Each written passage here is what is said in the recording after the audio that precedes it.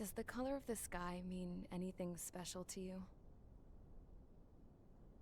It does to me. A hell of a lot. When I close my eyes, the sky in my dreams is a deep, dark blue.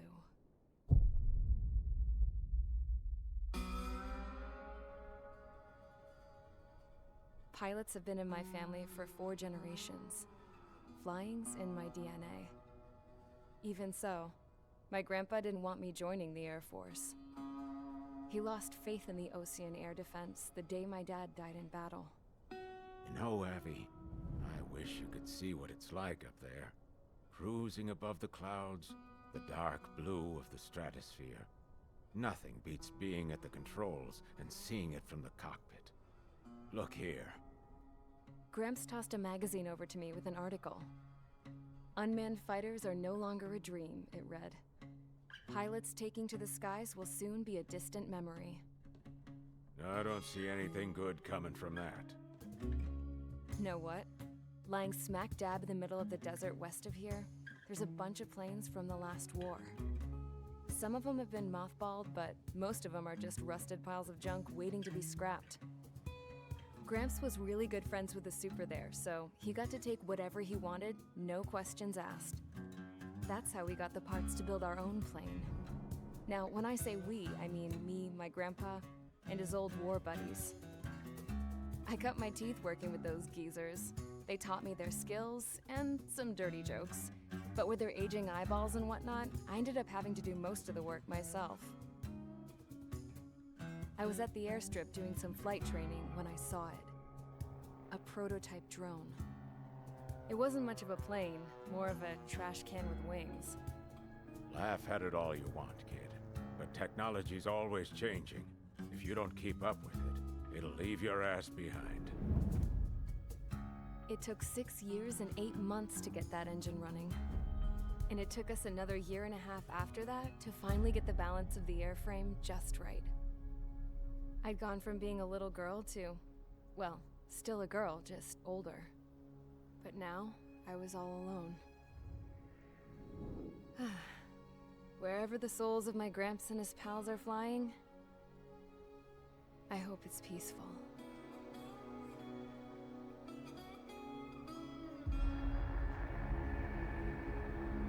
Then, finally, I was ready to break the sound barrier. All this plane could do was take off, accelerate, and fly up.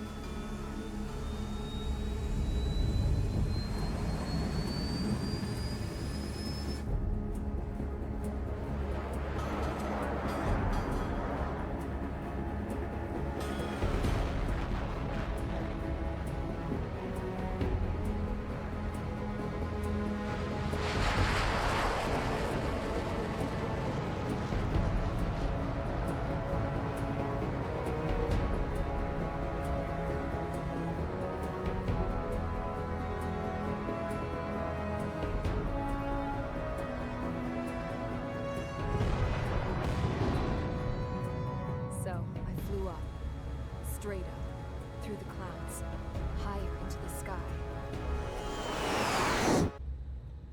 I could almost touch it. Then I saw Osia's fighters. They were tailing something. A drone. They were going full out chasing that thing. Doing 30 Gs at least. Damn, I've never seen anything move that fast. It had a rose painted on it. The Erusian emblem. But that country's a whole continent away from here. Right. You should have been wearing a vest with this piece of junk. Should have built a return too.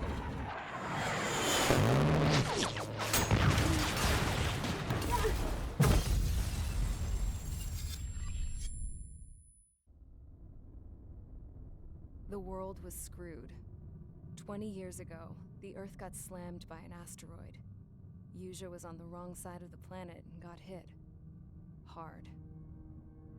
Refugees swarmed the Erusian Republic, the biggest country on the continent, plunging it into chaos. They were desperate and started a war, one they had no hope of winning. That's the war my dad fought and died in. The biggest nations from 2 continents went head-to-head, and the so-called righteous Oseans struck the deal that ended it. They fancied themselves the only nation that could bring peace and stability to the world. They even tried saving the Usians, still suffering from the disaster. That's how a space elevator, stretching way up into the sky, ended up being built in Usea, paid for by the Oseans. President Harling said he did it out of compassion for his fellow humans. But to the folks in Erusea, it looked like Osea was moving in to take over. Erusea went from being a republic back to being a kingdom. When they started this new war, they managed to get the drop on everyone. The second the declaration hit the news, Erusian forces took control of the space elevator without spilling a single drop of blood. President Harling was touring the elevator when it happened and disappeared. Then, while that was going on, the Erusian ships that were docked all around Osea released a swarm of drone fighters they had hidden on board in containers. No one thought they were capable of doing what they did that day. With pinpoint accuracy, they managed to take out everything that was military, and not a single civilian was hurt in the process. Osea pissed lots of people off with their huge military presence around the world. Erusea didn't have the same reach, but they could hit their targets faster and cleaner. And when all this was going down, I just so happened to be in my flying drag racer.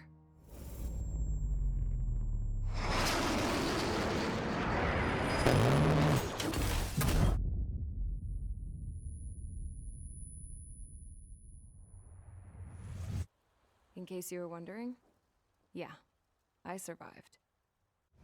I crashed in a bombed-out Osean Air Force base, then got arrested for breaking wartime aviation laws or some crap. The world went from being at peace to being at war, all in the blink of an eye. Princess Rosa Cassette Delise of the Kingdom of Erusea. Today, Osean airstrikes have shattered the lives of countless Erusians. Their attacks practically leveled the school I went to. It is heartbreaking. Tragic. I was tried, found guilty, and stuffed into a cargo ship. For company, I had some court-martialed soldiers. And remember those mothballed planes I told you about before? They were loaded on the ship too. We headed off down south for several days, and then swung east. That's how I got here. I was thousands of kilometers from Erusea, on the opposite side of the Usian continent. For a port, it was dull as hell. It had 3 rusty patrol boats, and the base? The fences were topped with razor wire, the tower had a searchlight and machine guns, and a truck with a gun turret was parked in front of the gate. Its gun was aimed at the yard. This was a prison. This place looked like a full-on base, but half the tanker trucks were just big balloons, and the runways weren't even paved, just painted on the dirt. The whole place was just one big fat lie. The only reason I was here is because they knew I'd restored a supersonic plane. They wanted me to make something out of the mothballed planes they brought, that they could park on the fake runway. Can you believe that shit? So, I tried to escape. They found out, and set the dogs on me.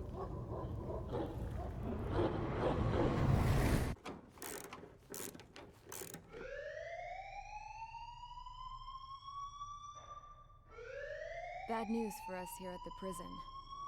The enemy fell for our decoy base. With all the fake planes and trucks we had out, it must have looked to them like the Osean Air Force was about to go on the attack. Day after day after day after day, they bombed us. Osea didn't give a damn. We weren't soldiers to them, so go ahead. Bomb us. In their eyes, we were expendable. Worth less than the fake planes in the bunkers. No biggie. While I made fake planes, they had me put together some working ones. Then, some genius at HQ decided we should send it up, so the base looked legit. Thankfully, we had people to crew them. It didn't matter what we were locked up here for anymore. Top brass needed pilots, and criminals were all they had. A crook, a gambler, an anarchist. Just your typical lowlifes. They threw each one of them in a cockpit and sent them up to intercept the enemy's planes.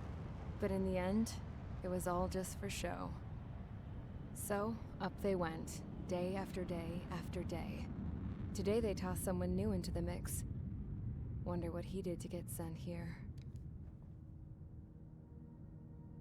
My dad died flying for the Ocean Air Force. When your allies are surrounded, one of the most dangerous missions is giving them cover to retreat. Whoever signed up for that was a real hero.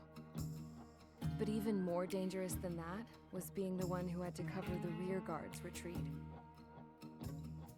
That was my dad's job, and one time, he called it off. Said it was too late for him. Said anyone else would have done the same.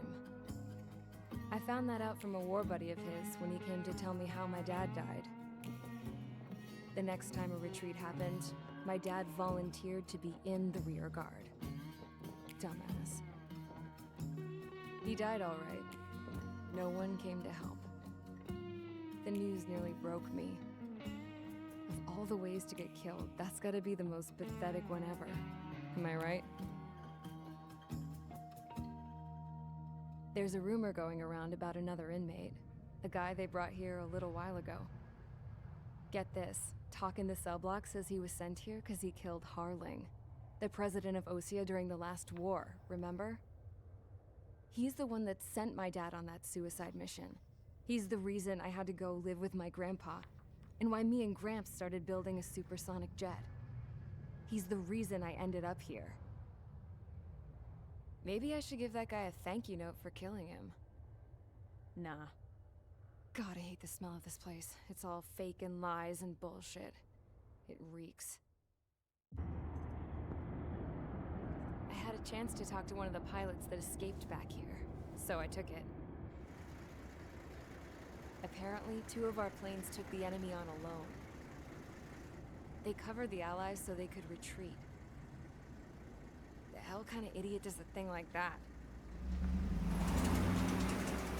The last pilot to land back at the base was that scrawny anarchist dude. He always had this dumb grin on his face, like he didn't give a damn about whatever he did to get thrown in here with the rest of us. Was he the one who went gung-ho? I bought him a drink later. After the usual small talk, I turned the topic around to the mission. For an anarchist, he struck me as a bit weird. Nothing like what I expected. He talked a mile a minute and kept going on and on about library books. Not encyclopedias, those cheesy adventure novels you read in high school. Nothing against those. I like a good story myself once in a while. But I wasn't here to talk books. I remember that day well. Amidst the swirling clouds, the fighter squadron was trying to help its allies reach safety. He's pretty foolish, isn't he? I thought so too. Suddenly, a highly skilled enemy fighter squadron appeared and began picking them off at the edges. One by one, they fell right out of the sky. Although, I guess there was nobody around that was even more foolish to go to their aid then. So you simply watch things unfold from a distance. Yeah. I mean, who would have ever thought that I'd just go and follow them straight into the enemy squadron like that?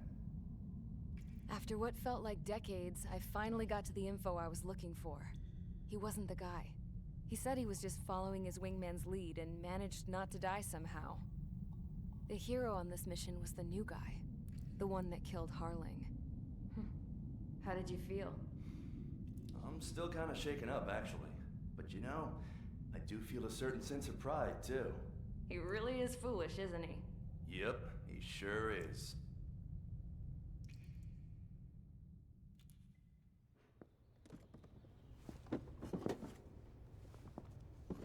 I went to the hangar to have myself a closer look at Trigger's plane.